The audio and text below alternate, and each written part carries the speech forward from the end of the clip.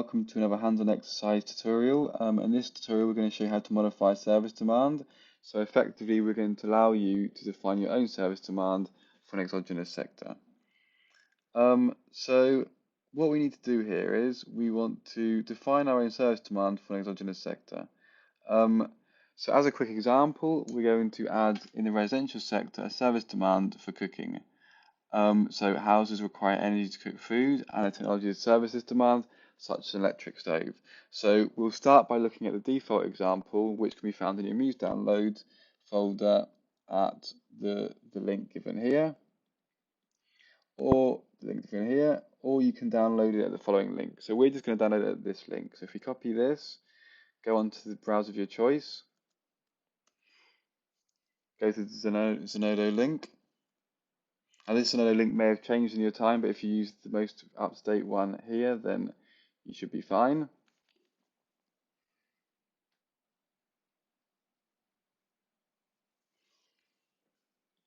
Just taking a bit of time to load, give it some time.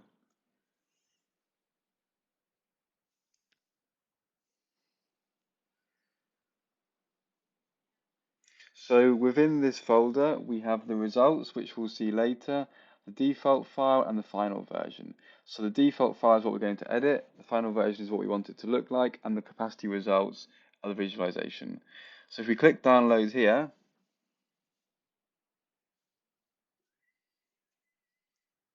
we will get this new folder with all the information that we need in here. Let it load a bit.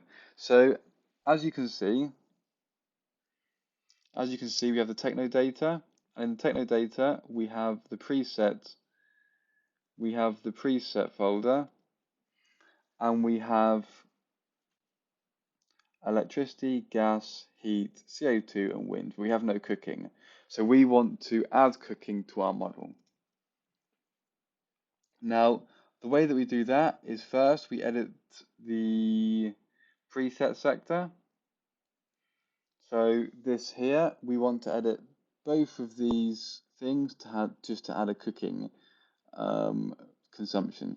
So if we highlight both of these, and you can use whatever Windows, Linux, or Mac, but I'm going to use Mac for this. We open Microsoft Excel in any way that you want to, or any other sort of file browser, but I'm going to use Excel for these examples. And we have residential 2020 consumption, and we just simply, and 2050, and we just simply want to add cook with we want to add cook here, and we want to add cook here. Now, the numbers that you choose here are largely up to you and up to your case study, but for this example, we're going to choose 1, 2, 1, 1.5, 2, and 3. We're just going to choose these numbers for the example. It doesn't have to be this, but that's what we're going to choose. And for 2050, we're going to choose some more numbers, and we're going to choose the same ones. So we just copy and paste this into there, but we could just go to, just add 1 to them, to 2.5, 3, and 4, just to show that over the years from 2020 to 2050, the cooking demand has gone up by 1, just for this example. So we then save these, close this, close that, and that's done. Now we're not there yet. We also need to edit the files within the input folder. So if you go into input, we need to edit the base year export and the base year import files. Open with Microsoft Excel.app. And as you can see, we need to add cooking for the export and for the import. So if we go cook here, PJ, same as the wind, and we just copy and paste all 0 export and import.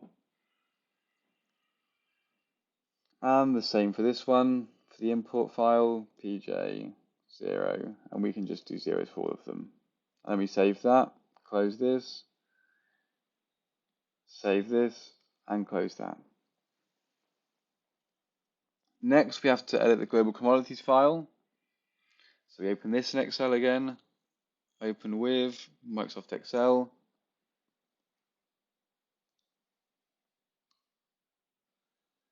And we add cook here, energy, cook.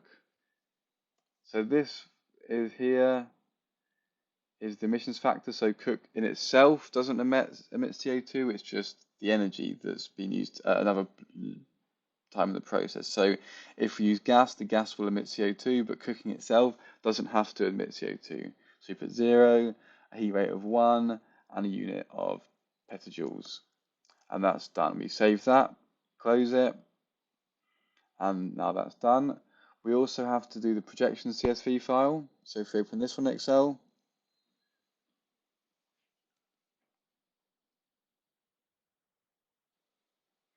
we just want to do the same as for wind. Cook, we want to have the same unit, and we want to have all zeros.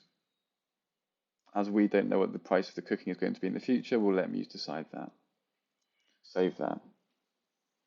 So now that's done, we have basically added the cooking demand. We have cooking in the projections file, we have cooking in the global commodities, we have cook in the base year import. And then we also have it in the preset sector. But what we don't have is we don't have a technology which can effectively service this cooking demand. We have a gas boiler and heat pumps, but we don't have electric stove or gas stove. So that's what we're going to do next. So the first thing we need to do is open the Technodata file folder /residential /technodata.csv. We open this with Excel.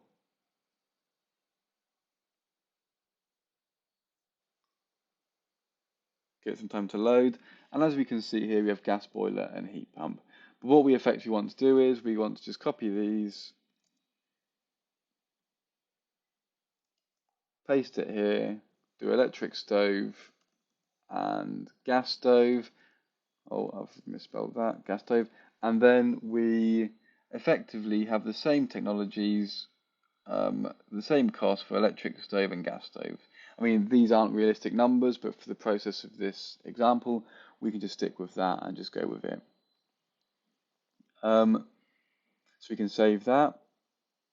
But we must also add the data for these new technologies in the com in, com out, and existing capacity files. So if we right click here, or we can just open all of these at the same time, it's not a problem. Open with Excel.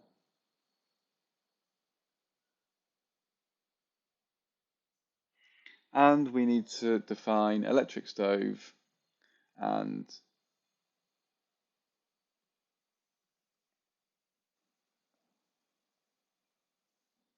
get some time to load. Electric stove and gas stove. We want to keep R1 for the region, R1 for the region, petajoule per year, and this is for existing capacity. So we want to do 10 electric stove in 2020, 5, and then 0 for the rest of them. So we're just going to copy and paste this.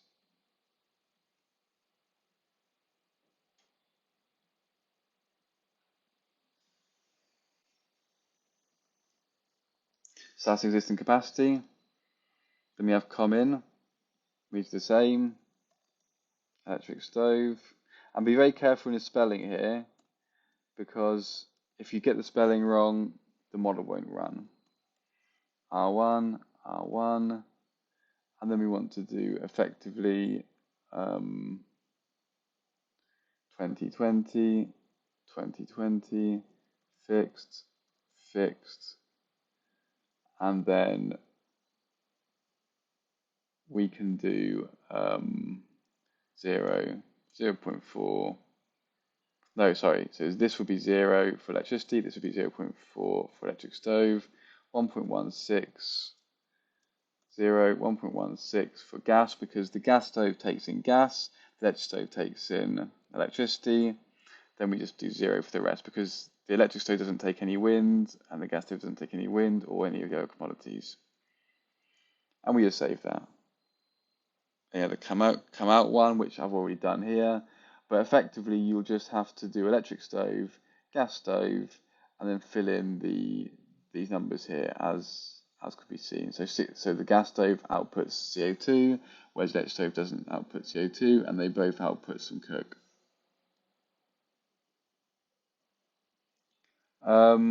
Now, due to the additional demand for gas and electricity brought on by the new cook demand, it is necessary to relax the growth constraints for gas supply 1. So let's just close these, ensure that they're saved. And we go into the gas techno data, open with Excel.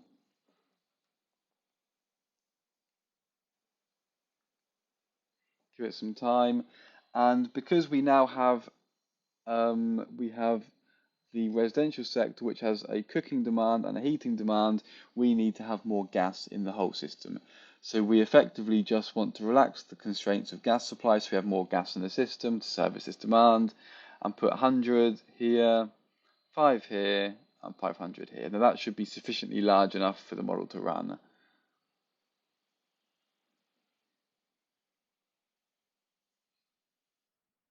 So now we also basically need to add in the cook commodity in come in and come out for gas.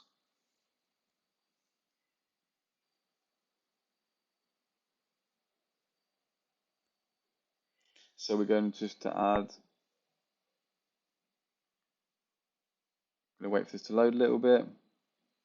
We have cook, PJ, PJ, oh, PJ, be very careful with this. 0, save that, close it. And again, cook, PJ, PJ, 0, because the gas supply does not output any cooking.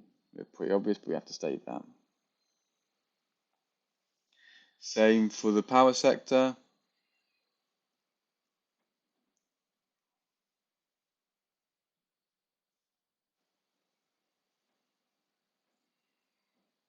We have to define here, wait for it to load a little bit, cook, PJ, PJ, 0, 0, because wind turbines and gas turbines don't output any cooking. Save that. Again, cook, PJ, PJ, 0, 0, because that's what I said before. So let's just check this. We have the residential sector, which has gas stove, electric stove, which outputs, oh, I've made a mistake here. So this is important. You've always got to check the output. Oh no, I haven't made a mistake. So the come-in is we input electricity and we output cooking. But where I have made a mistake is that I forgot to input the cooking in the commodity in. So we just go back here, and it's always important to check your work. We do cook, PJ, PJ, and we don't have any input of cook on any of them. So let's do that. Close this.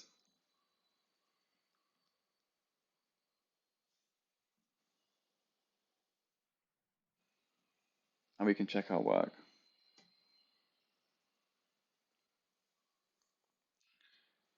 Made a mistake here as well. So this is a very important process of the modeling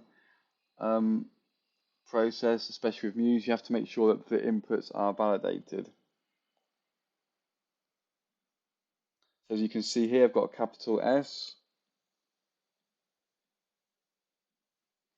And we just fix that and just Control S to save it. And we're going to check the rest of our inputs, because if you don't get this right, the model won't run.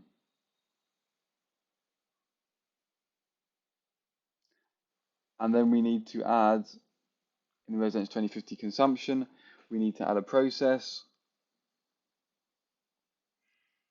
here.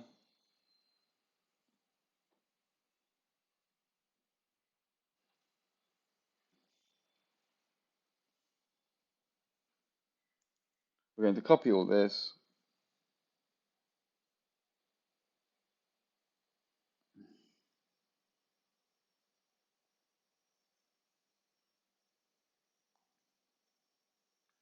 Okay. And then when now we've done this, we can now try and run the model.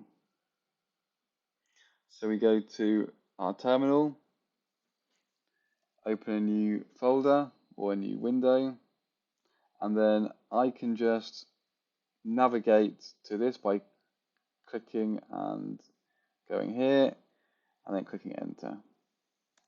So now I can see that I am in the folder, so I can do conda activate muse python muse settings.toml and we can run the model.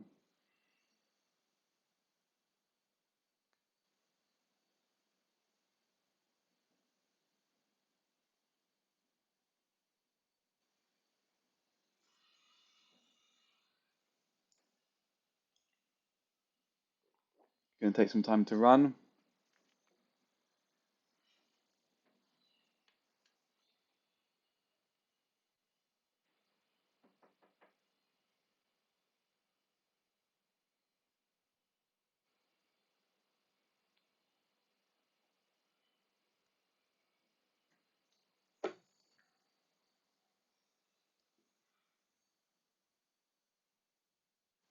So it looks like it's running okay because we can see that we have 2020 and it's just running for the whole simulation. So we're just going to wait for this to run.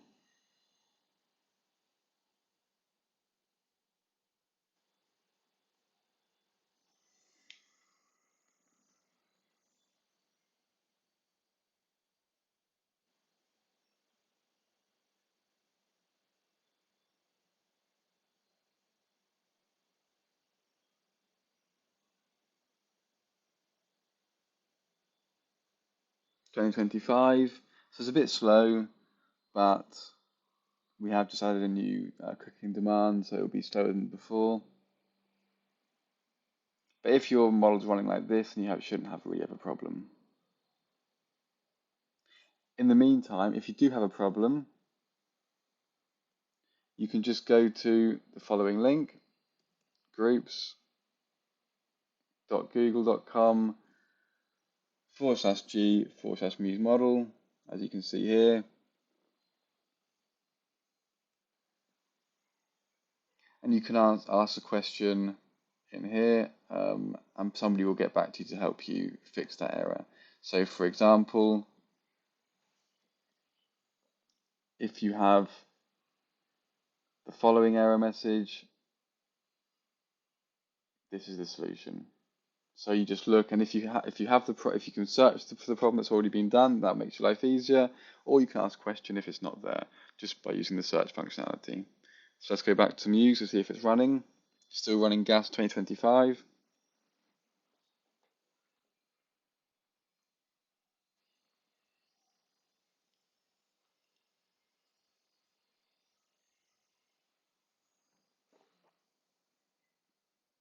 Now 2030.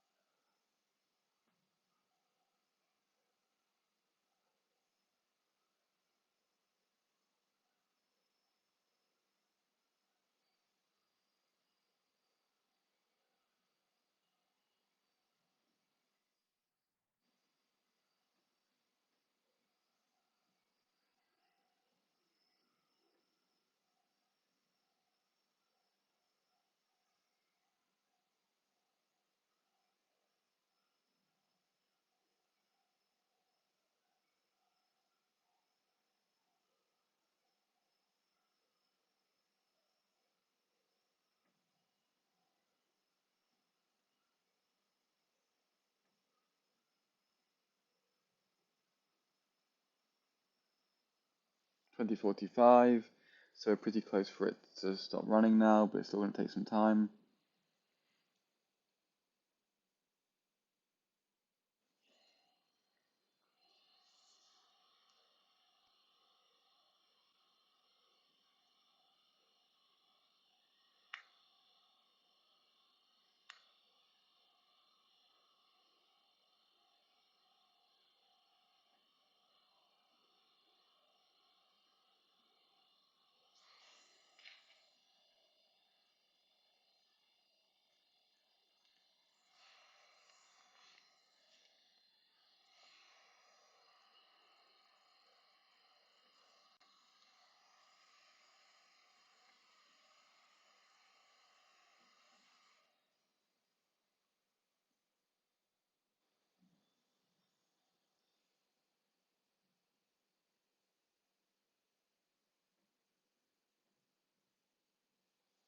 And there we go, we've finished simulation year 2050. So now that took about 6 minutes. So if yours takes longer than that, that's fine. If it takes a bit shorter, that's also fine. And what we want to do, we want to go into the results file. We want to go to view the MTA capacity.csv, right click, open with our friend Excel.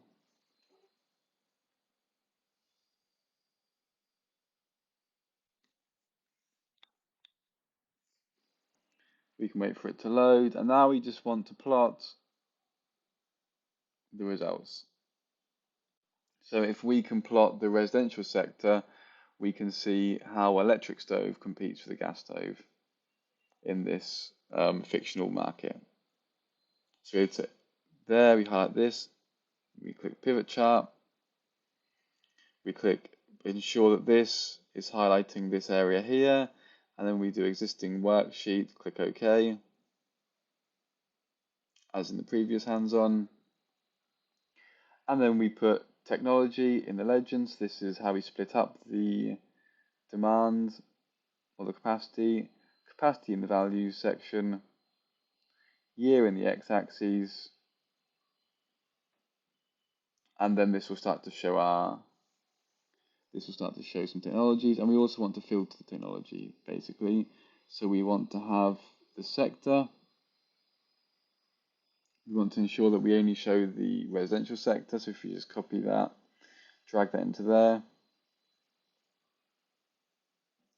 click on sector, unclick gas, unclick power, unclick blank. We have the residential sector.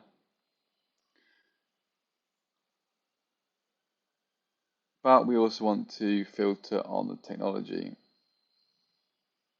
So if we get the technology, we drag it into here, we can see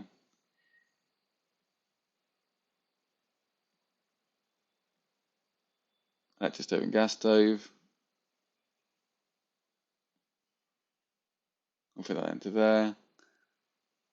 And we effectively see that we have quite a lot of gas stove and less electric stove, and this is because of the price and cost. So that's all we want to see in this video, is we can see that it ran, and we can see that in 2020 we have a lot of electric stove, and in 2050 there's more gas stove. And that's effectively what we wanted to see from this tutorial. So thank you for your time, and I'll see you in the next hands-on.